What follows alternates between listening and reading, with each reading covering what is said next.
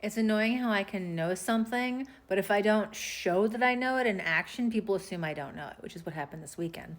I had a show, and on my 10-meter half circle or to center line, the judge wrote that the hindquarters were leading. So I talked to my trainer the next day, and she said, okay, well, you need to do a slight shoulder in or slight shoulder fore the entire time, and that's how you engage the inside hind leg. And that was the video I was going to make, and I thought, oh, I know this, but I don't know it. So let me show you what I'm talking about. Horses are asymmetrical in that their shoulders are less wide, are narrower than their hips. And this is exaggerated. But because of this, if you imagine there's 4 little legs here, when they're straight, because they have one hind leg that they prefer to weight, they're often slightly bent. The center of mass, where the horse's center of mass is somewhere around here around their shoulders, is the tipping point. And if they want to move their body, like if you had to pick up a heavy backpack or a heavy boulder, you have to get your hips under that boulder.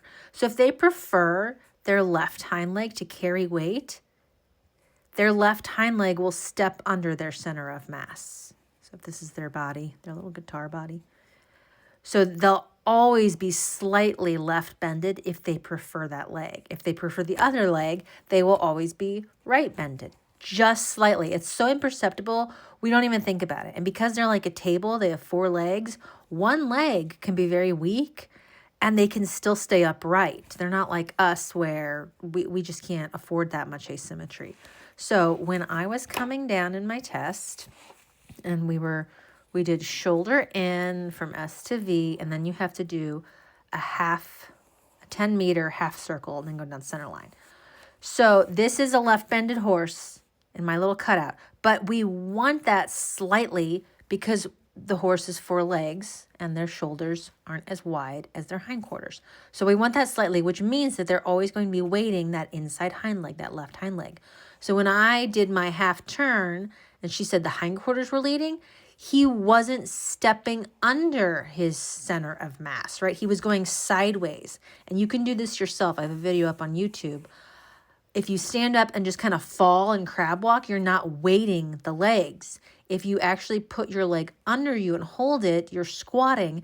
That's why we call it gymnasticizing the horse. These exercises make them stronger because they're using their own body weight. It's like body weight calisthenics for horses. So after the first day I wasn't there with my trainers by myself and I was looking at those remarks. And the next day when I rode my horse in slight shoulder in, very slight, just to get that inside hind leg engaged, and I rode that half circle, our scores were better. So that is why we always ride in a very slight shoulder fore, whether you're to the left or whether you're to the right, so that that inside hind leg that's wider than the shoulders, wider than the 4 legs, will step under the center of mass.